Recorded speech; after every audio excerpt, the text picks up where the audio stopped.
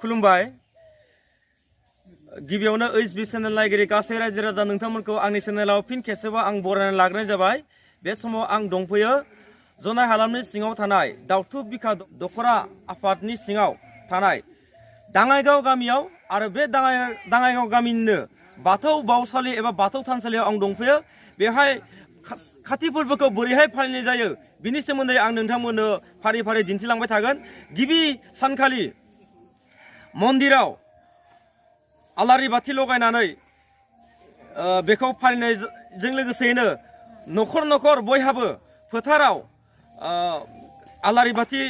लगायो आरो बिनि उनाव मन्दिराव फैनानै गासै रायजो राजायानो मन्दिराव हरसे थारला मन्दिरखौ नेनायजों लोगोसेनो आर'ज गाबनाय जायो। बिनि अखानायै एबा फुङाव माइनाव बुरखांनाय बे हाबाफारिखौ मावनाय जायो। फैदो बिदिबा माइनावखौ बोरै बुरखांनाय जायो बेखौ आं नोंथांमोननो दिन्थिलांबाय थानोसै। गिबियावनो आं नोंथांमोननो फोरमायनो लुबैदों दि माइनाव बुरखांनाया खाथिनि बबेबा मोनसे दैसायाव जायो। बे दैसानिफ्रायनो गिबियाव गोथारिया माइनावफोरखौ लानानै बेहाय माइ रुजुना लांनाय जायो आरो बे माइ रुजुना लांनायखौ दैयाव गारहैयो। गारहैनायनि उनाव बेखौ फिन दैनिफ्राय बोखांनानै फिन लाबोफिननाय जायो। फैदो बिदिबा आबुं जों नुथायखौ नायलांदिनि फारि फारि। गिबियावनो बाथौ मन्दिर सिंनिफ्राय माइनाव बुरखांनो थाखाय माइ रुजुनानै लांनाय जायो।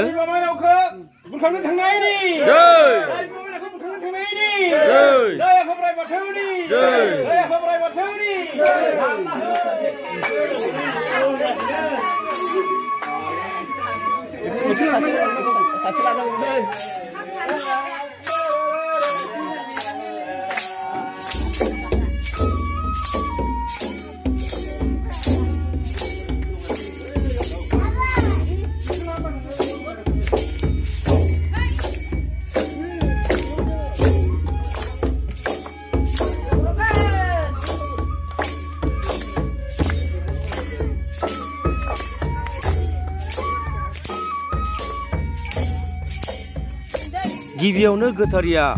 माइनाव बुरखाङिनि सिगांनो दै सानाव आर'ज गाबग्रोयो जाहाथे जेबो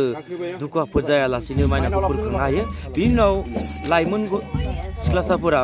रुजुना लाबोनायखौ आथिं सुनानै होनाय जायो। आथिं सुना होखांनायनि उनावहाय गोथारिया रुजुना लाबोनाय माइखौ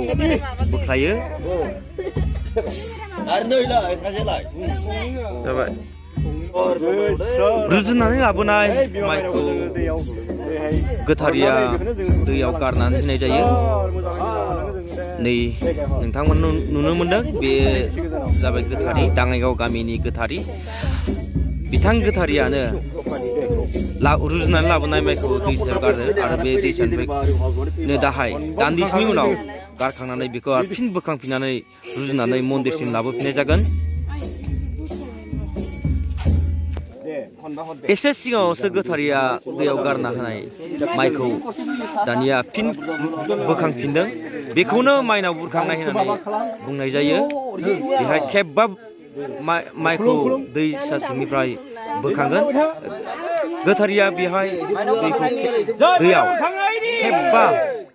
माइ गारदोंमोन आरो फिन बेखौनो खेबबायै दानिया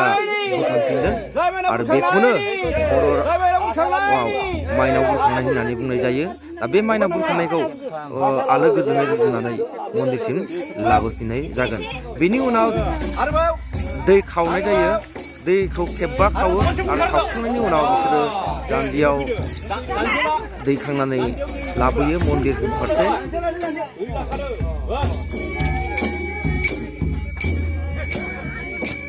नै दानिया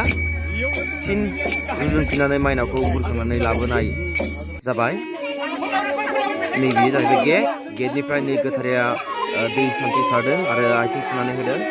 बिनि उनाव मन्दिराव लांनानै बेखौ दोनहैगोन। बे जाहैबाय माइनाव बुरखांनायनि नुथाय। माइनावखौ बोरैहाय बुरखांनाय जायो बेखौ आं नोंथांमोननो दिन्थिबाय। बिदिनो आलो गोजोनै माइनावखौ गाजा गोमजायै बरायनानै लाबोनाय जायो मन्दिरसिम।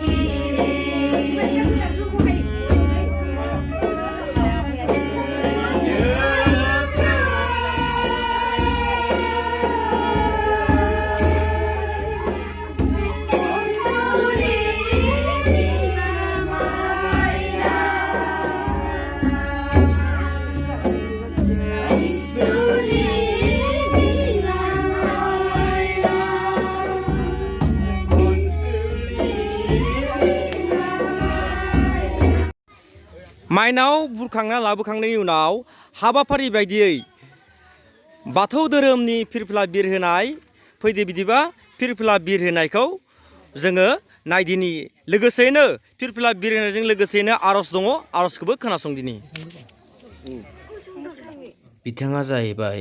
बिनय दैमारि। बिथांनो दायथ' होनाय जादों दि दिनैनि फिरफिलाखौ बिरहोनो हागोन ना हाया बेखौ लानानै बिथाङा सोंथि सोंगोन सामलायगिरि बिथांनाव। दिनै काति फोरबोनि फिरफिलाखौ दिनैनि दिनाव बिरहोनो थाखाय आं नोंथांनिसिम फिरफिलाया मोजाङै दंना गैया होननानै सोंथि खालामनो फैनाय जादों। गोजोननाय थाबाय नोंथांनिसिम। जोंनि गामिनि बे से खाथिनि फोरबोनि मुङाव फिरफिला उरायनो नागिरनाया बा उरायनाया मोजाङैनो दं आरो बिरहोनो हागोन नोंथाङा। आं बेखिनिखौनो बुंनानै दोनथ'नाय जाबाय। बिथां मुला दैमारिया दानिया कामान्डार एबा सामलायगिरि बिथांनाव दिनैनि फिरफिला मोजाङै दं होननानै फोरमायथि हैगोन आरो बिथांनाव सामलायगिरि हाबाफारिखौ मावफुंनो थाखाय खावलायहैगोन। से दाननि काति फोरबोनि फिरफिलाया दासिम मोजाङैनो दं होननानै आं नोंथांखौ बिरहोनो थाखाय बिथांनो फैनाय जाबाय। गोजोन्थों। बेनि उनाव बिथाङा गावनि मासियाव एबा गावनि पजिसनाव थाहैफिनबाय आरो बिथाङा दा फिरफिला बिरहोनो थाखाय बिथोन होसिगोन। दायगाव गामिनि दिदोमै दाजाना दोनखानाय मानगोनां आफादगिरिजों लोगोसे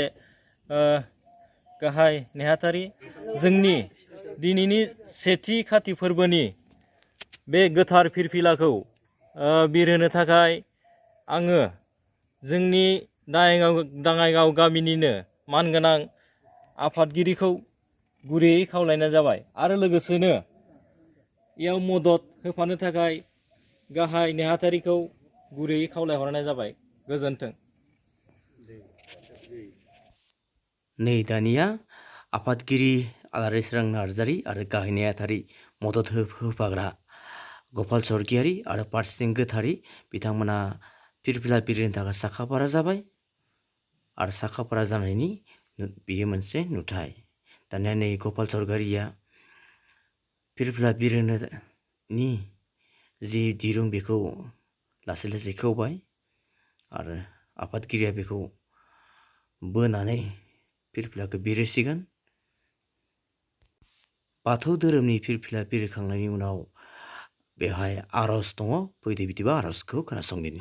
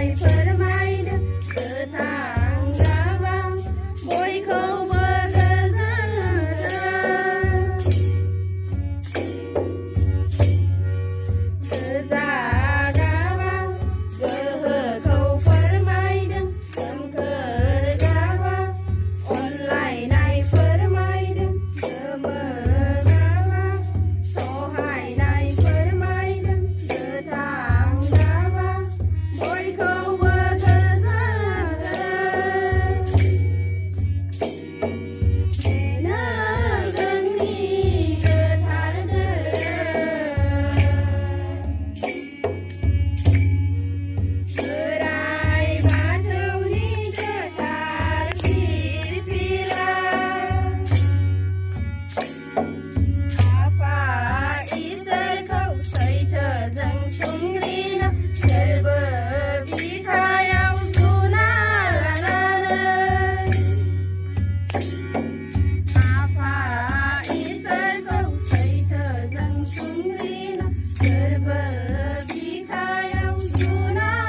लानानै बेनो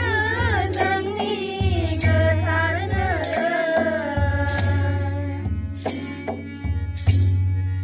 बोराइ बाथौनि गोथार फिरफिला दा फिरफिलानि बिर होनायनि माखासे ओंथि दं आरो लोगोसे फिरफिलानि माखासे गाब दं। बे गाबखौबो आं नोंथांनो एसे फोरमायनो सानदों। दा फिरफिलाया जोङो बिर होबाय, बहाय जों नुनो मोनदों गोजौआव गोजा गाब दं, बिनि उनाव सोमखोर गाब दं, बिनि उनाव गुफुर गाब दं, बिनि उनाव गोमो बोराइ दं आरो बिनि उनाव लाइगां दं। दा बे मोनबा गाबा मोनफा मोनफा ओंथि दं आरो बियो ओंथि फोरमायदों। दा बे ओंथिखौ आं नोंथांमोननो एसे फोरमायनो सानदों सिगाङावनो। दा गोजौनि गोजा गाब, बे गोजा गाबा गोहो, बोलो आरो सोरांखौ फोरमायदों। बे सोमखोर गाबा गुवार फैलाव बेखौ फोरमायदों आरो गुफुर गाबा सैथो गोथार बेखौ फोरमायदों। आरो लोगोसेयैनो गोमो बोराइ गाब बेयो जोंनि बे बुहुम हाखौ फोरमायदों आरो लाइगां गाबा दैखौ फोरमायदों। दा बाहाय जोङो नायनो मोनबाय, नुनो मोनबाय जोङो गाहायनिफ्राय लानानै बे गोमो बोराइ गाब, बे गोमो बोराइ गाब जोंनि बे बुहुमा दैनि सायाव गोजावना दं। नैबेखौ जोङो बेयाव फिरफिलायाव नायब्लानो नुनो मोनो। दा बे गोजावनाया सैथो ना असैथो, थार ना नंखाय, बेखौ जोंहा बै गुफुर गाबा फोरमायदों। बे सैथो, जों जे गोजावनानै बुहुम बिखायाव दिनैहाय दं, नैबेखौ गुफुर गाबा फोरमायदों। आरो बै सोमखोर गाबा अख्रां एकदम फैलाव गुवार, बे गुवारखौ फोरमायदों। जे बे गुवार जुदि थायामोनब्ला, जोङो जे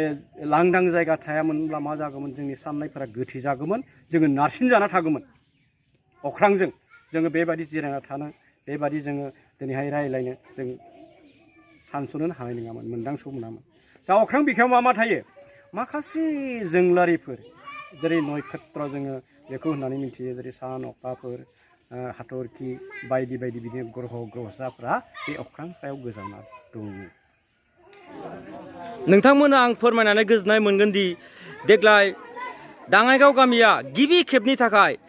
सेथि खाथि फोरबोखौ फालिनाय जादों आरो बेवहाय गाहाय आलासि महरै UBPOनि आफादगिरि मनरन्जन बसुमतारी आरो बोखावै लखिमपुर जिल्ला बाथौ महासभानि मानगोनां आफादगिरि चक्रधर बसुमतारी बिथां सानैया दिनैनि गिबि खेबनि थाखाय, सेथि खेबनि थाखाय दाङाइगाव गामिया खाथि फोरबो फालिनायाव बिथांमोनखौ आलासि महरै हांख्रायदोंमोन आरो बिथांमोना मोजाङैनो मोजाङै बाहागो लानानै रायजो राजानि सिगाङाव बिबुंथि लाखिदों। बिबुंथि लाखिनि सिगांनो बिथां मनरन्जन बसुमतारी आरो चक्रधर बसुमतारीखौ दाङाइगाव गामिनि रायजोफ्रा लैहोर लैहोरै बरायदों। फैदो बिदिबा बिथांमोननि बरायनाय नुथायखौ नायदिनि। खुलुमबाय, फै। जिल्ला आफादनि बाथौ धोरोमनि जा गाहाय प्रेसिडेन्ट डक्टर सरगियारि जिउ लावथों, जिउ लावथों, जिउ लावथों, जिउ लावथों, बसुमतारी जिउ लावथों, जिउ लावथों, जिउ लावथों, जिउ लावथों, आफादगिरि मिस्टार मनरन्जन बसुमतारी जिउ लावथों, जिउ लावथों, जिउ लावथों, जिउ लावथों, मिस्टार मनरन्जन बसुमतारी जिउ लावथों, जिउ लावथों, जिउ लावथों, जिउ लावथों, बोराइ बाथौनि जय, जय आफा बोराइ बाथौनि जय, जय बिमा माइनावनि जय, जय बिमा माइनावनि जय, जय बर' हारिनि जय, जय बर' हारिनि जय, जय बाथौ धोरोमनि जय, जय बाथौ धोरोमनि जय मिस्टार मनरन्जन बसुमतारी जिउ लावथों, जिउ लावथों, मिस्टार मनरन्जन बसुमतारी जिउ लावथों, जिउ लावथों, जिउ लावथों, जिउ लावथों, मिस्टार चक्र बसुमतारीनि जिउ लावथों, जिउ लावथों, मिस्टार चक्र बसुमतारीनि जिउ लावथों, जिउ लावथों, जिउ लावथों, जिउ लावथों, जय आफा बोराइ बाथौनि जय, जय दिनै बे दाङाइ गामि बे गामियाव बयबो गोसो गोथारै दिनैनि जिथु खाथि फोरबो बे खाथि फोरबोआव आर'ज गाबनो फैनाय गामिनि बयबो दैदेनगिरि रायजो राजा बिमामोनाव बेजों लोगोसे दिनैनि जिथु आर'ज बेखौ दैदेनबाय थानाय जोंनि आगुनि मोनसे समनि दैदेनगिरि होनना बुंनांगोन बर' थुनलाइ आफादनि मोनसे समनि गाहाय नेहाथारि जोंनि जनाय प्राइमारि कमिटिनि लोगोसे नोंथांमोननि गामि आफादनि आफादगिरि मानगोनां आदा आलारि सोरां नार्जारि बेजों लोगोसे लेङाइ आफादगिरि फुजाराम बेजों लोगोसे जोंजों दंफायो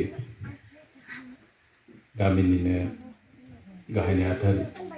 नोंथांमोननि बे ओनसोलनिनो गंसे फरायसालिनि गेजेर फरायसालिनि गाहाय फोरोंगिरि गपाल सरगियारि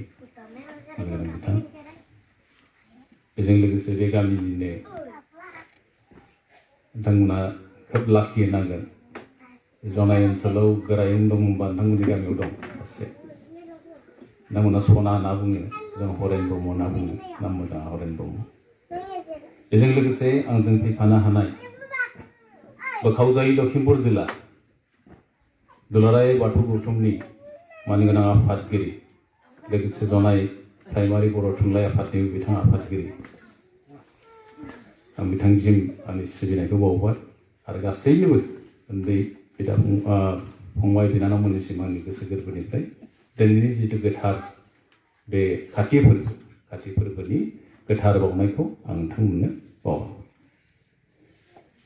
जोंनि बर' माहारिनि मोनफ्रोमबो फोरबोफोरानो जाहैबाय धोरोमजों सोमोन्दो गोनां लोगोसे आबादजों सोमोन्दो गोनां मानोना जों मोनसे आबादारि माहारि आबादानो जोंनि गाहाय दा धोरोम होनना बुङोब्ला धोरोमनि बाथ्राखौ थोंजोङै बुंनो जोबोद गोब्राब धोरोमा जाहैबाय मोनसे गुवार मोनसे बिसय बियो धोरोमा माखौ होनो बेखौ थारमाने फंसे रावजों फोजोबनो हाया गोबां पण्डितफोर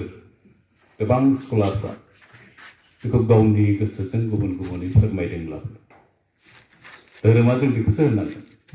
धोरोमा माखौ होनो धोरोमा जाहैबाय इंराजियाव बेखौ रिलिजियन होनना बुङो रिलिजियन सोदोबा लेटिन सोदोब रेलिकियारनिफ्राय फैदों रेलिकियार माने जाहैबाय मोनसे बान्धन बन खानानै दोननाय मोनसे बेन्दों खानानै दोननाय मोनसे बेन्दों बे बेन्दोंनि गेजेराव खानानै दोननाय माखासे नेम निथिनि गेजेरजों खानानै दोननाय बे बेन्दोंनि गेजेराव जेब्ला थायो नेम निथि थायो बेखौनो बेन्दों होनना धोरोम होनना बुङो तारमाने बुस्थुआ धोरोमा मोननै दिगाव थायो मोनसेया जाहैबाय आध्यात्मिक होनना बुङो गावनो गोसो गोरबोजों इसोरनाव गाबख'नानै लानाय जिबिलाक माबा गुन सोरजिगोन बे मोनसे आध्यात्मिक मोनसे गुन आरो बेजों लोगोसे गुबुन मोनसेया जाहैबाय बायजिक दिग बाहेरा मोनसे दिग थायो बाहेरा दिगा जाहैबाय जोंनि जिबिलाक समाजनि नियम खान्थि फोरबो खुंनाय माबा खुंनाय बेजों लोब्बा लाखिनानै जोंनि गामिनि जेब्ला जोंनि धोरोमनि जेरै बाथौ धोरोमनि जेब्ला आसार खान्थि नियम निथि बेखौ फोथांनानै लाखिनायनि जिथु माबा दङ बे जाहैबाय बायजिक दिग बे बायजिक दिगा जोबोद गोनां धोरोमाव मानोना बे बायजिक दिगजों लोगोसे जों मानसिफोरखौ बिदिनो माखासे नेम निथि फुजा फाथल फोरबोफोर खुंनानै जोंनि गेजेराव खौसेथिखौ जों लाखिलायनो हायो धोरोमनि गेजेराव दा धोरोमा जाहैबाय गुबुन गुबुन धोरोम थानो हागौ गावनि धोरोमखौ सिबिनाया गुबुननि धोरोमखौ मुगैनाय जाया बे गतिके गावनि धोरोमा जेब्लायबो गावनि थाखाय साबसिन आरो जों जिहेतु बाथौ धोरोम सिबियारि हिसाबै जोंनि धोरोमखौ जों मोजां दा आंनो आयदा हरदोंमोन दिनै जिहेतु आं दाङाइ गामियाव फैदों दाङाइ गामियाव फैनानै आं जोबोद गोजोननाय मोन्दों बिथांमोना लिंहरदों आंखौ बेयाव माखासे धोरोमनि खोथा बुंनो खिन्थु आं बुङो बे धोरोमनि आयदायाव आंहा गोबां गोथौ गियान गैया गैयाब्लाबो नोंथांमोननि जिथु हांख्रायनाय लेखायै आङो दिनै नुजाफैदों आरो आंखौ हांख्रायनानै लाबोनानै बे खाबुखौ होनायनि थाखाय आं दाङाइ गामिनि रायजो राजानिसिम गोबां साबायखर बावदों। मानो होनोबा जोङो गोरलै अबस्थायावनो मामोन दाङाइ गामि होनना बुङोबा जोङो बुजिगौ जे जनायाव माखासे गामिनि बिथोराव गोजाम गामिनि बिथोराव दाङाइ गामि दरसे बेखौ 1982 मायथाइयाव बेखौ गामिखौ गायसननाय जादों। गेजेर ससेयाव नोंथांमोना एसे माबा जानो हागौ खेलिमेलि जानो हागौ किन्तु बे गामिया जोबोद गोजाम गामि। दिनै बे गामियाव फैनानै आं गावखौनो गाव गोग्गानायबो मोनदों आरो नोंथांमोननिसिम आङो साबायखरखौ बावदों। दा आंनि आयदाया जादों बे बाथौ सिबिनायाव आइजो माहारिनि जिथु माबा मा होनना बुङो सिबिनायाव जिथु बिहोमा होनो मा अबदान दं आइजो आफादनि बाथौ सिबिनाय। आं बुङो दा आइजो माइनाव जिथु माहारि होनना बुङो माइनाव माहारि होनना बुङोब्ला गासै बुहुमावनो बेखौ मा बुङो अख्रांनि खावसे अर्ध आकाश असमियावबा संस्कृतआव थारमाने बुहुमनि खावसेयानो जाहैबाय आइजो मानसि। गतिके समाज बेबस्थाखौ बा धोरोम खान्थिखौ दावगाहोलांनोब्ला बे हौवाफोर गोजाल' हागोन बे नङा, आइजोफोरनि गोबां बिहोमा नांगौ समाज फोसाबनायाव बिबान दं। दा जोंनि समाज बेबस्थायाव नायदों दिनै बाथौ सिबिदों बाथौ आर'ज गाबदों दिनै बेयाव जुदि थख'यै हौवाफोरल' फैनानै जुदि आर'ज गाबोमोनबा खुनु समायनाय नङामोन। गतिके आइजोफोरनि बिहोमा दं। दिनै बर'नि जेसेबांनाखि नेमखान्थि दङ आइजोफोरखौ जों गोजौ स्थानाव दोननाय जायो, जोबोद गोजौ स्थानाव दोनो जों बर' माहारि। गुबुन माहारिनिखौ आं बुंनो थाङा, गुबुन हारिनिखौ बुंनो थाङा, जोंनि बाथौआरि बा जोंनि बर' समाजाव जिथु बर' आइजोफोरखौ जों गोजौआव दोननाय जायो। मानोना जोंनि बर'नि सिनायथि होनायानो जाहैबाय आइजोफोरासो होयो। हौवाफ्राथ' जानला मोनला गाननानै बेरायो, खिन्थु जोङो टाउन सहराव बर' दख'ना गानना थांनाय लोगो लोगो बे बर'नि जिবিলাক जोंनि हारिमु जिथु गाननाय जोमनाय जिथु संस्कृति बेखौ हमथाना लाखिनाय जाहैबाय आइजोफोरनो गथायनानै दोननाय जायो। दा आइजोफोरनोल' बिबानखौ हगारबाथ' जाया, हौवाफ्राबो थारमाने बेयाव माबानांगौ। दिनै हाबा होन खेराइ होन मोसानाय मुसुरनाय होन बेयाव गासिबो आइजोफोरनि बिहोमा दं। दा हाबा होनोबा बैराथिनिफ्राय लानानै नङा होमबा माबा माबानिफ्राय लानानै बेसेबांनाखि हाबा हुखा बेसेबांनाखि नेम निथि दं। हिनजाव मानसि गैयाबाथ' बेखौ जाफुंनाय नङा, हिनजाव मानसिफोरखौ नांथारगौ जोंनो। गतिके बाथौ सिबिनायाव फुंनिफ्राय मोनाबिलिसिम आर'ज गाबनाय न' फोसाबनाय बाथौ सिबिनाय बाथौ आर'ज गाबनाय बायदिसिना नेम निथि खालामनाया गासिबो हिनजावफोरनि बिबानावनो दङ। बेनिखायनो जोंनि हिनजावफोरखौ आं बुङो जे जोंनि हिनजावफ्रा जोबोद सहायसुलि लोगोसे मा बिसोरो जोबोद साहस गोनांबो आरो नेम निथिखौ हमथानायनि मोनसे जोंनि बर' माहारिखौ जाथि हिसाबै सिनायथि होनायाव हिनजाव माहारिनि गोबां बिहोमा दं। बेनिखायनो जों बर'नि जेब्ला बाथौ दिनै आर'ज गाबनायाव जेसेबांनाखि समायना बयबो गोसो गोथारै आर'ज गाबदों बेयाव बाहागो लाफैनाय जायनाखि आइजोफोर दं। आं बेखौ थारमाने आंनि लेक्सार नङालासिनो आं फ्रेंकलिसो रायज्लायनो लुबैदों, खाथिनि सोमोन्दैसो थारमाने जोंनि माबाफ्रा मा जानो दं। दा जोङो बुङो इंराजियाव मोनसे खोथा दं थारमाने दा मादार इज द बेस्ट टिचार एन्ड होम इज द बेस्ट। बिमायानो बयनिफ्राय साबसिन फोरोंगिरि आरो साबसिन बयनिफ्राय साबसिन फरायसालिया जाहैबाय न'खर आरो। थारमाने दिनै जोङो जेसेबांनाखि नुदों बाहेरा समाजाव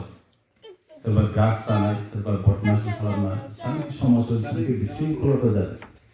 जुदि बिमाफ्रा जुदि गावनि दायित्वखौ फोरोंगिरि हिसाबै दायित्वखौ मोजाङै फालियोब्ला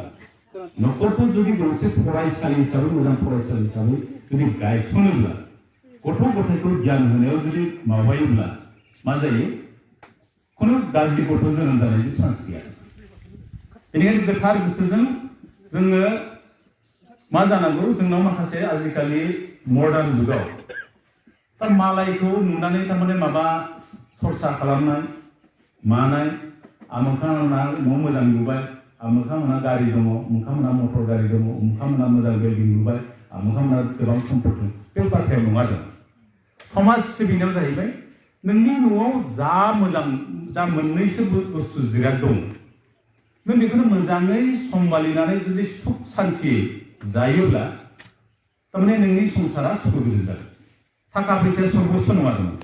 गोबां गोबां करोड़ कोटि दङ खिन्थु बिसोरनि गोसोआव सान्थि गैया असान्थिजों गैया खिन्थु मोनायाव मालाबा मोनजायो मालाबा सानसेयाव बोथिसेल' जायो नोंनि गोसोआ जुदि गोथारै सिबिनानै जुदि गोसो गोथारै जुदि नोङो अनलायनानै जायोब्ला बे न'खराव सुख सान्थि थायो दिनै जिहेतु बाथौखौथ' जों बर'नि धोरोमा जाहैबाय गुदि धोरोमानो जाहैबाय बाथौ बयबो बुङो बिनि उनाव बाबा कालीचरण ब्रह्म गुरुदेवनि माबायाव नाजानायाव माबा जाहैबाय ब्रह्म धर्म मोनसे फोसावबाय बेबो गोबां गोसारबाय बर'नि गेजेराव खिन्थु जोंना गुदि धोरोमा बाथौआनो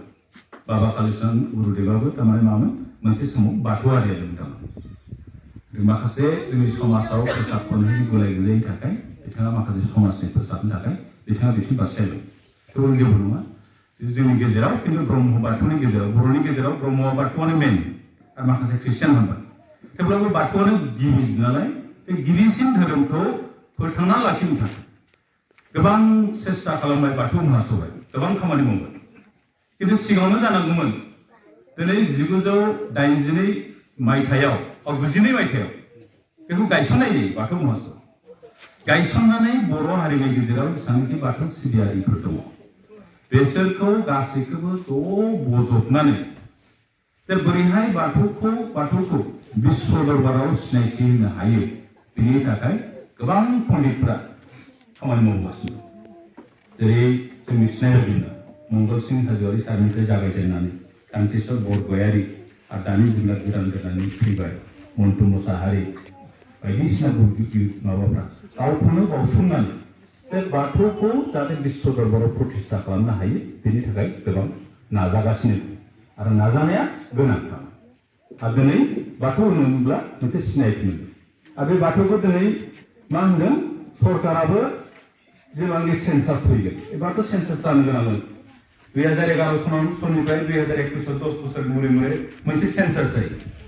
माबा इक'नमिकेल सेन्सास होनना बुङो सोर मा धोरोम सिबियो सोर मायो बे जानो गोनांमोन खिन्थु जाथ'वाखै जागोन खोमा दा बावैनो बे सेन्सासआ आरो बेयाव जोंना मा मोनसे अधिकार मोनबाय जों गावखौनो बाथौइजम लिरनायनि मोनसे माबा मोनबाय अधिकार मोनबाय बाथौ हिसाबै जों लिरनो हासै बे जोंनि थाखाय गोग्गानो गोनांथार आरो बाथौ सानफोरखौ बन्द' सान मोनबाय सरकारि हिसाबै गनायहोनो हाबाय बेफोर थारमाने जोंनि थाखाय स्टेप बाय स्टेप गोग्गालांनो गोनां जायो मोनसे समाव जोंनि गेजेराव मामोन 1992 मायथाइनि सिगां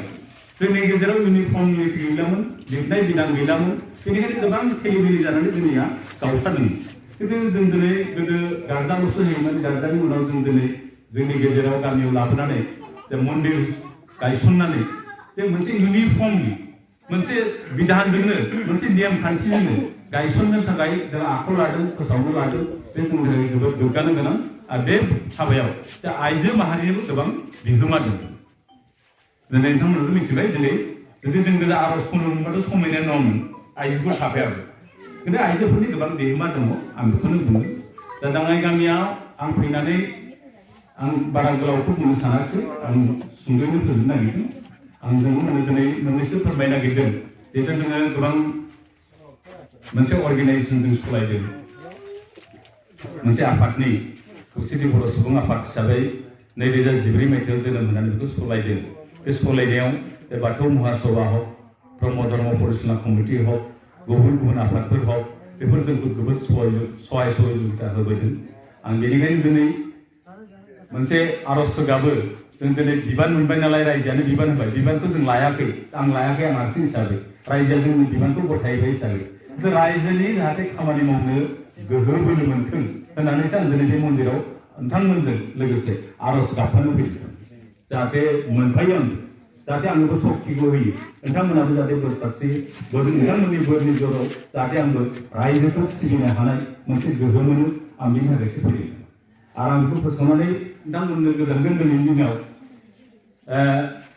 जिहेतु जों नाजाबोबाय थानाय जोंल' नङा जोंनि आफादल' नङा गुबुन गुबुन आफादफोरनि नाजानायाव दिनै थामथि सुक्ति जानो थांबाय बे थामथि सुक्तिनि गेजेरजों मा जाना थाबाय बिटिआर सुक्तिनि गेजेरजों जोंनि बिटिआरनि बाहेरायाव थानाय गोदो बिटिसि नोंगोन ना बिटिसिनि बाहेरायाव थानाय फ्राय 10 लाखनिबो बर'फोर बारा थाबाय नङा होमबा बे बर'फोरनि थाखाय दिनै मोनसे गावखुंथाय सोरजिजाबाय जोंनि बाहेरायाव खोब प्रिलिमिनारि अबस्थायाव दङ बेखौ अफिस सेटआपनि थाखाय अफिसफोरखौ बानायनो थाखाय माने मा खालामदों एबा 13.50 लाख रां सरकारा जोंनो होदों फार्स्ट मावनो थाखाय खामानि मावनो जेरै मिथिं समाज काउन्सिल बिदि मावनो दा बेनिफ्राय बेखौ अफिस सेटआपनि बादैबो जों गुबुन गुबुन जायगाफ्राव मा खालामदों बेयाव माखासे बाथौ मन्दिरफोर गायसननो थाखाय अनसुंथाइ होदों गोबां जायगायाव आरो जोंनि जनायाव जेनेबा गायसनजेननायनिफ्रायनो नङा गेजेर ससेयाव आंखौ बे जनाय आन्सलिकआ जितु बाथौ आन्सलिकनि मन्दिर बेखौ गायसन आफादनि आफादगिरि हिसाबै आंखौ गोबां सम गोलाव सम दोनदों आं बे आंनि समखिनियाव बे बाथौ मन्दिरखौ बोरै साजायनांगौ बोरै बानायनांगौ बेखिनिखौ आं जोबोद नाजादों जोंना मानगोनां आफादगिरि दं दिनै जिल्लानि बिथाङा आंनिनो गाहाय नेहाथारि बे समाव बानाय आफादनि जों ओरै थाबाय एमएलए एमपिफोरखौ लोगो हमदों नोंथांमोना बयबो गोसो गोथारै मासाव दिनाव थाइसे करि मासाव 30 रां करि खांनानै बे मन्दिरखौ दिनै एसे साबना हाबना खालामदों जोंनि थाखाय बे मोनसे गोग्गानो गोनां जोंनि बे बाथौ मन्दिर होनना बुङोबा गासैबो जनायाव मोनसे बयजोंबो सिनायजानाय मोनसे साब सिखोन मोनसे परिबेस जों खालामनो हादों थाबाय बे जोंनि थाखाय गोग्गानो गोनां दिनै आं बुंगोन जोंनि बर' कसारि वेलफेयार समाज काउन्सिल जोंनि जिहेतु गायसनजाबाय बे गायसननायनि जितु उननि जितु फान्डफोर फैगोन एलिगेसनफोर फैगोन बेयाव थारमाने जों गोबां थाखा मोनगोन होननानै जों मोनसे आसा फारियो जों गभर्नमेन्टखौबो प्रेसार होगासिनो दङ आरो जिहेतु सेन्ट्रेल गभर्नमेन्टआ जोंनो मोनसे मा हरगोन होनदों 1500 कोटि हरगोन जों पेकेज मोनसे बिटिआर सुक्तिनि आधाराव बे 1500 कोटिनिफ्राय जों बिदों 300 कोटि आरो बे 300 कोटिखौ मानगोनां दानि बिटिसिनि चिफ प्रमद बर' बिथाङा जोंनो होनायनि थाखाय रायखाबाय आरो बेखौ जोङो डिपिआर सिटिआर बानायनो थाखाय जोंखौ अर्डार होबाय जों बानायगोन जों आसा फारिगोन नोंथांमोननि बे जायोब्ला बेफोर फैसाफ्रा फैयोब्ला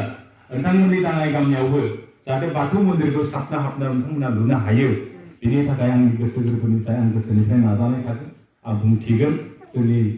एमजिएमफोरखौ आं बुंथिगोन जे दाङाइ गामियावबो मोनसे समायना साबना हाबना मोनसे बाथौ मन्दिर जानांगौ आं बेखौ बुंगोन आरो जुदि खायदा खाबु मोनोबा जिहेतु जोंनाव मेसिं अट'नमास काउन्सिला सोलिगासिनो दङ दा दालारिया मोनसे स्किम होनो होननानै जितु बानाय आफाद माबानि बिनि डेभेलपमेन्टनि कमिटिनि आंखौ मोनसे समाव चेयारमेन पार्टिदोंमोन चेयारमेन पार्टिनाया आदा आलारिनो आं खामानि मोनसे होनायनि जोबोद दुखु नांबाय थादोंमोन मोनसे समाव एबार मोनसे कालर हरदोंमोन नङा आदाया बानायदोंना बानायाखै आं मिथिया खिन्थु मोनसे हरदों खिन्थु नेक्स्टआव जुदि बोरैबाफोर जुदि बे मन्दिर सन्दिर हमनायनि माखासे चान्स मोनोबा आं बे मिसिं अट'नमास काउन्सिल बा एमएलए फान्डनिफ्रायबो जाहाथे बेयाव मोनसे मन्दिर बानायनो हायो आं बेखौ आं गोसो गोरबोनिफ्राय नाजागोन नोंथांमोननि बे गामियाव होनो थाखाय नाजागोन सेस्था थागोन मोनसे आं बेखौ बुंथिनो हागोन बेखौ आं नाजानाय जागोन एबार जोंना जनायाव थारमाने 8 लाखफोर दङ बर' कसारि वेलफेयार समाज काउन्सिलनिफ्राय जोंथ' मोनसे सरसा जाबाय जोंनि गेजेराव जे जोंनि बर'नि जेब्ला जिखि धोरोमाव थायाथों सिबिनाय थानसालिफ्रा साबना हाबना जानांगौ बे जोंनि आफादफोरनि बयनिबो थांखि बेनिखायनो जों एबार मा खालामबाय मा सेस्था खालामबाय जोङो बे जनायाव जितु बाथौ मन्दिरा जाहाथे सोलिथ'नो दङ थिङा गब्लंबाय होननानै दाख्लै मानगोनां जोंनि दख'रानि आफादगिरि आंनो खोन्थादों दा थिंखौ सोलायनायनि बेबस्था लागोन लासैनो होननानै आं मोनसे बाथ्रा होदों दा बेनिफ्राय जोंना ब्रह्म मन्दिरा एसे गोग्लैसोनानै दं बेनिखायनो एबार बे 8 लाख रांखौ जोंनि ब्रह्म मन्दिर आन्सलिक ब्रह्म मन्दिरखौ फोसाबनो थाखाय बानायनो थाखाय जों बेयाव अनसुंथाइ एसे होदों बर' कसारि वेलफेयार दङ बेनि थाखाय जोङो काउन्सिलखौ जों धन्यबाद बावनांगोन थारमाने नेक्स्टफोर जायोब्ला जों माबागोन ओमफ्राय दिनै मानगोनां जिल्ला माबानि जोंनि जिल्लानि आफादगिरिया आंजों गारि सायाव मोनसे बाथ्रा रायलायदों जिहेतु एसे माबायाव जायाखै सिङाव जायाखै बे जनाय आन्सलिकनि जितु बाथौ मन्दिर बे बाथौ मन्दिरखौ सिलिखागुरि नेसनेल हाइवे खाथियाव लाबोनो हायो नङा बेखौ मोनसे सरसा खालामदों आं बुंदों बेथ' जोबोद मोजां खोथा जागोन जुदि बेयाव जायगा मोनोब्ला हामो जुदि हायोब्ला रायजोफ्रा गोदो जेरैहाय सानसेयाव थाइसे मासाव 30 रां 650 न'खर दं बाथौआव जनाय आन्सलिकआव नङा होमबा 650 न'खरा जुदि थाइसेयाव थाइसेखौ होनोबा 650 रां जायो मास मोनसेयाव 20,000 जायो मास मोनसेयाव जुदि 20,000 फैयोब्ला जोंनो साबना हाबना मोनसे मन्दिर लुनो थाखाय 5 बोसोर नाङा 5 बोसोरनि गेजेराव जों मोनसे साबना हाबना गावनि फैसाजों मोनदोंमोन दा बुंनो थाङोब्ला बे गोजौनि थुबा आनसलिकनि गासिबो बाहेरा फैसा गैया बे नोंथांमोना बे थाइसे थाइसे होनायजों लुनाय बेनिखायनो आनसलिकताया बयहाबो बे आनसलिक मन्दिराव बयनिबो अबदान दं नालाय बयहाबो आनसलिकता खिन्थु जों जुदि सिलेखागुरियाव नेशनेल हाइवे सेराव जुदि जायगा मोनोब्ला नोंथांमोना जुदि बेखौ जुदि बयबो गनायोब्ला नोंथांमोननिबो फैसा थागोन बेयाव स्किमनिबो फैसा थागोन मोनसे टुरिस्ट प्लेस बादि मोनसे साबना हाबना बयबो थांनानै दर्शन खालामहैनो हानाय खुलुमहैनो हानाय थारमाने मोनसे मन्दिर जागोन दिनै जनाय आनसलिकनि जितु बाथौ मन्दिर बे बाथौ मन्दिराव जुदि बर' मानसिल' खुलुमनो थाङा गुबुन मानसिफ्राबो मा फैयो खुलुमनो बोर लानो फैयो जोंहा मोनसे सरसा जायाखैमोन आरो बे देखा होनाय दंमोन जोंनाव बे बाथौ बिहामजो नागिरबाबो मोना थारमाने ओरैबायदि अबस्था बिहामजो नागिरबाबो मोना नालाय मा खालामबाय जों मोनसे समाव थांनानै बिमाया थांनानै बे बाथौ मन्दिराव थारमाने रायसननानै मोनसे होना फैबाय खबा होना फैबाय जे आफा बोराइ बाथौनो आङो ओरै ओरै होबाय गतिके आं बिहामजो मोननांगौ बोर बिनाय लोगो लोगो बिहामजो मोनबाय दा बिदि जादों थारमाने बोर बिनाय फोथायनाय दं गुबुन हारिनाव बे जे मन्दिर बे जे बेयाव जे मोनसे गोथार मोनसे थानसालि बे फोथायनाया जोंनाव दङ दा जोंल' जे बाथौ हारि जोंल' फोथायो बाथौखौ बे नङा गुबुन हारिफ्राबो फोथायो गुबुन हारिफ्राबो खुलुमनाय थारमाने लामाजों थांनाय फैनाय गुबुन हारिफ्राबो जों खर' गंलायो बे मन्दिरखौ खुलुमलाङो थारमाने दा जिखुनुआनो जा ब्रह्म मन्दिरानो जा बाथौ मन्दिरानो जा जोंनि माहारिनि गेजेराव जेब्ला सिबिसालिफोर थानसालिफोर दङ बेफोरखौ साबना हाबना खालामनाय जोंहा बयनिबो बिबान आरो आंनि माबाया आसलथे बे नङामोन गोदो दा आइजो माहारिखौ थारमाने बाथौ सिबिनायाव मा बिबान दं दा बेखौथ' आं गोथौयै बुंजोबनो हाला आं मोजाङै सरसाबो खालामाखै बेखौ सरसा खालामै बुस्थुखौ आं दा मारै बुंनो नङा होमबा गतिके आं मिथिगौ आं बेखौनो बुंबाय दा आइजोफ्रा धोरोम सिबिनायाव गोबां बिहोमा दं आरो दानि समाज बेबस्था जिथु समाज फोसाबनायाव आइजोफोरनि गोबां बिहोमा दं आरो आइजोफोरा जुदि शिक्षित जायाबा समाजा मोजां जाया बेनिखायनो नेपलियन बनापार्टआ बुंदोंमोन थारमाने आंनो सासे मोजां आइजो हो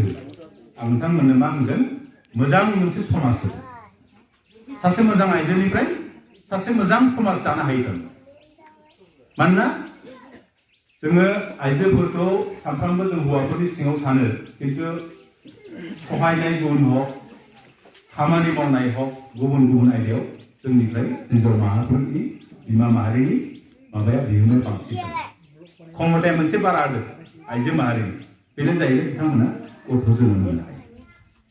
नङा होमबा गतिके बेथ' सैथो बाथ्रा दा आं बुंगोन दिनैनि थारिखआव जे जोङो सोलोंथाइ बेलायावबो जों गोबां माबानांगोन धोरोमखान्थि होनोबा जोङो धोरोमखौल' सिबिनायजों लोगोसे जोंनि बाथौनि जिथु माबा बिधान बे बाथौनि बिधान मथेबा जोङो धर्मल' नङा बाथौआ जाहैबाय बर' जाथिनि बर'नि जिबिलाक हारिमु जिबिलाक माबा दङ दामनाय देनाय रिंगु दामसा बेफोरनि मोनसे आयुरेखा बाथौआ जातिनिनो मोनसे आयुरेखा होनना बुङो दा बाथौ आर'जआवसो खाम सिफुं जथा सेरजा लानानै बेयाव आर'ज गाबनाय जायो बेयाव जोंनि माहारियारि जिथु माबा हारिमु बे रोंखायो बेरखायो खिन्थु जों गुबुन धोरोमाव बिभिन्न कारनाव बास्लायदोंब्लाबो जों गुबुन धोरोमाव थांनानै बाथौआव थानानै जेसेबांनाखि समाजनि खामानि मावनो हागोन समाजनि माबाफोरखौ महरफोरखौ बेरखांनो हागोन गुबुन धोरोमाव इसेबां हाया होननानै आं बुंनो नागिरो बेनिखायनो जोङो आन्तरिकता हिसाबै गोसो गोरबोनिफ्राय जों बाथौआ मोनसे धोरोमल' नङा बे जोंनि मोनसे समाज बेबस्था मोनसे बे जातिनि मोनसे आयुरेखा आरो सोलोंथाइ बेलायाव दिनै दुलाराय बर' फरायसा आफादा उन गोनां सोलोंथाइनि सायाव गोबां सम खामानि मावबोदों खिन्थु दाङाइगाव गामिजों हांख्रायनानै लाबोजानाय गाहाय आलासि मानगोनां मनरन्जन बसुमतारी बिथाङा इउबिपिअ आफादनि आफादगिरि फैदो बिदिबा बिथाङा बाहागो लानानै मा बुंलांखो बिथांनिफ्राय जोङो मिथिना लानि जिहेतु दिनै दाङाइगाव गामिया गिबि खेबनि थाखाय सेथि काति फोरबो फालिदों बेवहाय नोंथांखौ गाहाय आलासि महरै हांख्रायनानै लाबोदों बे बिथिङाव नोंथाङा गाहाय आलासि महरै बाहागो लानानै माबायदि मोनदों आरो बे समाव मा बुंनो सानो जिहेतु बर'नि गिबि धोरोम गाहाय धोरोमानो जाबाय बाथौ धोरोम बे धोरोमजों लोब्बा लाखिनानै जिहेतु दिनै से खाथि बर'फोरनि मोनसे बाथौ धोरोमारि बा बर'फोरनि मोनसे माइनाव फोरबो बे फोरबोआव दाङाइगाव गामि बे दाङाइगाव गामिया आंखौ आलासि महरै लिंहरनायनि थाखाय गिबियावनो आङो दाङाइगाव गामिनि दैदेनगिरिजों लोगोसे गासैबो रायजो राजानि आंनि गोसो गोरबोनिफ्राय सिबिनाय आरो अननायखौ बावहरबाय लोगोसे नोंथांनि जिथु चेनेल बेनिबो बेखौबो आङो साबायखर बावबाय जिहेतु दिनै माइनाव फोरबो बे माइनाव फोरबोआव जोंनि मोनफ्रोमबो जनाय आन्सलिक बा जनायल' नङा गुबुन गुबुन बर' गामिफोराव से खाथि फोरबोखौ फालिदों बाथौ धोरोमल' नङा गुबुन गुबुन धोरोमाव फालिदों बे खाथि फोरबोखौ फालियो बेयाव खिन्थु आलादा रोखोमै दिनै बेयाव सेथि खेबनि थाखाय फालिनायाव आंखौ आलासि महरै लिंहरनायाव आं बेखौसो बुंनो लुबैदों दिनै जे जिहेतु आइजोफ्रा बे बाथौ धोरोम सिबिनायाव गोबां बिहोमा दङ जिहेतु आइजोफोरखौ बुङो थारमाने अर्ध आखा थारमाने बुहुमनियाव खावसेयानो आइजो जिहेतु बे आइजोफ्रा बे धोरोम खान्थियाव गोबां खामानि मावनांगौ दङ आरो बिनि मादाव जोंनि बर'फोरनि माबायाव जिथु नेम खान्थि दङ धोरोम खान्थिफोर दङ बे बाथौ धोरोमनि माबायाव आइजोफ्रा गोबां मावनो गोनां दङ आरो आइजोफोर नङाबा जाया आर'ज गाबनायनिफ्राय लानानै फुङाव सिखारनायनिफ्राय मोनाबिलिसिम जेब्ला हाबा हुखा मावो इसोर सिबिनाय बेलायाव आइजोफोरनि गोबां बिहोमा दङ आरो बेजों लोगोसे माहारिखौ जिहेतु बर' माहारिखौ फोसाबनाय बेलायाव दिनै बाथौ जिथु धोरोमाबो गोबां बिहोमा दं होननानै जों बुंनांगोन गनायनांगोन बेखौ आरो बेनि मादाव आइजोफ्रा जिहेतु बिहोमा लायो फुङाव सिखारनानै न' बां फोसाबनायजों लोगोसे गथ' गथायफोरखौ फोरोंनाय गेदेरखौ मानिनाय गेदेरखौ बोरै सिबियो सोलोंथायाव माबायै गथ'फोरखौ फोरोंनांगौ बेनि बेलायाव गोबां मावनो गोनां आइजोफोरा दङ आरो बिनिफ्राय आङो दिनै बर' आइजोफोरनि जिथु सोलोंथाइ बेलायाव गोबां थारमाने मावनो गोनां दं होननानै जोंनि आफादारिफोरखौ आङो खावलायो आरो बिनि थाखाय खामानि मावनांगौ होननानै आं खावलायो दानिया फैदो बे खाथि फोरबोजोंनो लोब्बा लाखिनानै आर'ज मेथाइ खननाय एबा रोजाबनायखौ फै जों खोनासंदिनि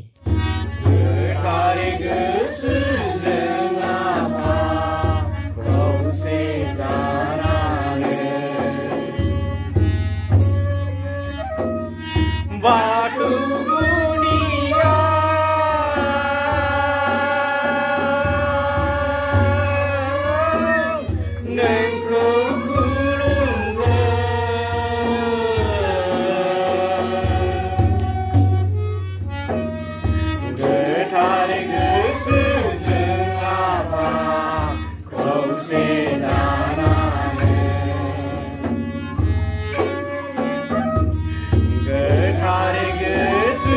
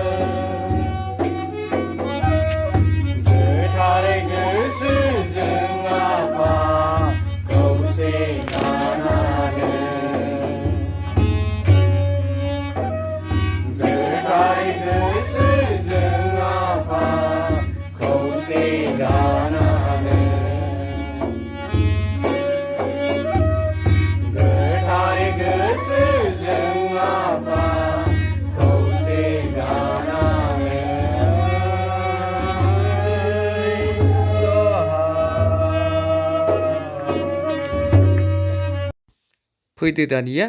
आरोबाव गुबुन मोनसे आर'ज मेथाइ खोनासंदिनि।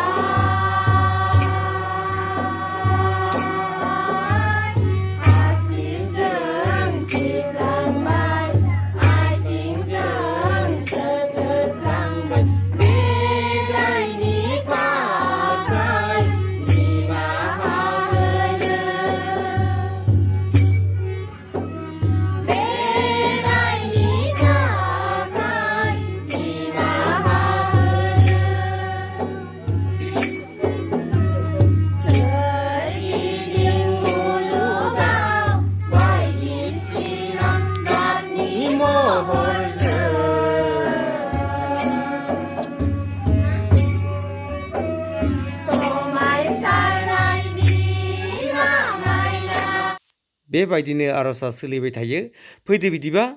जोबथा आर'जखौ जोङो खोनासंदिनि।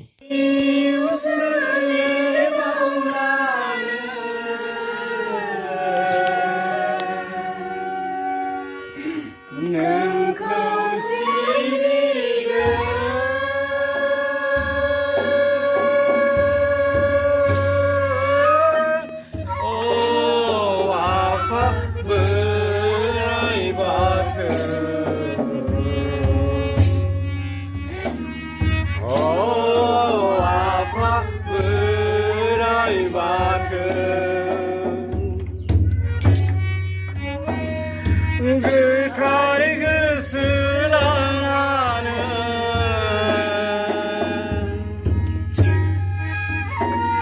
जिउ सोलेरबावनानै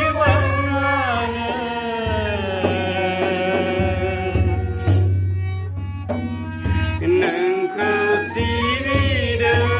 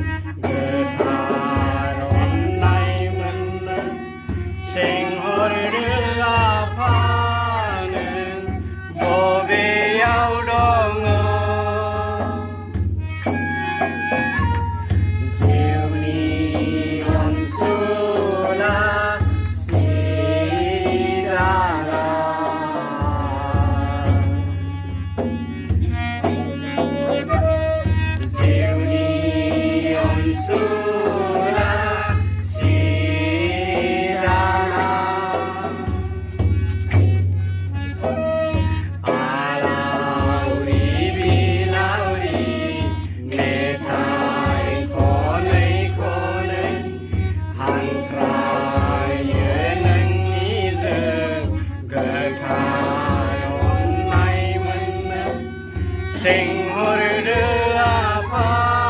neng bobeau dongo Ziuni onsula sirizana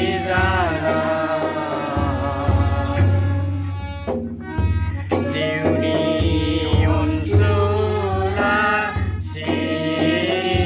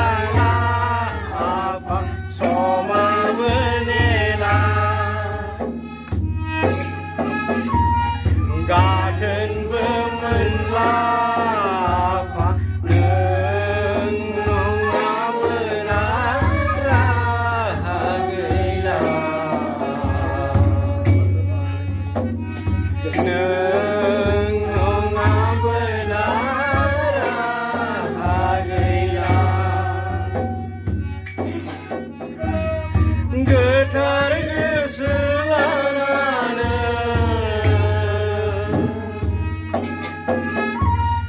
जिउ सोलेर बावनानै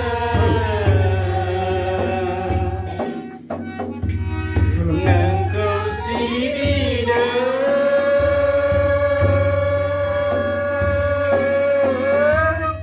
अ आफा बोराइ बाथौ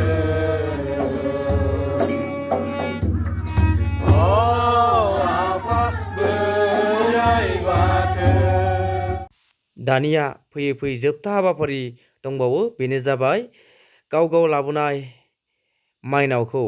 फिन रुजुनानै गाव गावनि माइहेन्दोआव एबा बाख्रियाव दोनहैनाय। फैदो बिदिबा नुथायखौ नायदिनि।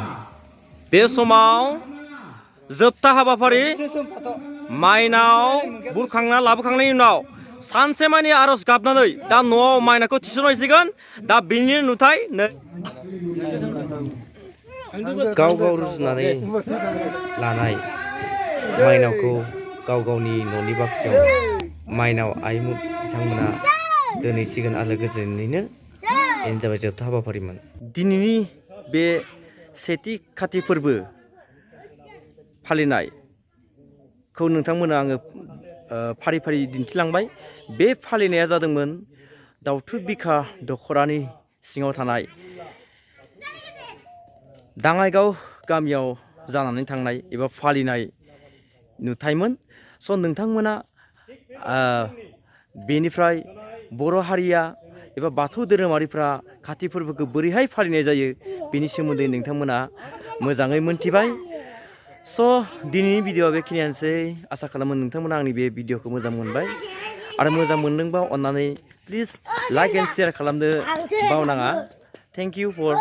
वाचिं। गोजोन्थों।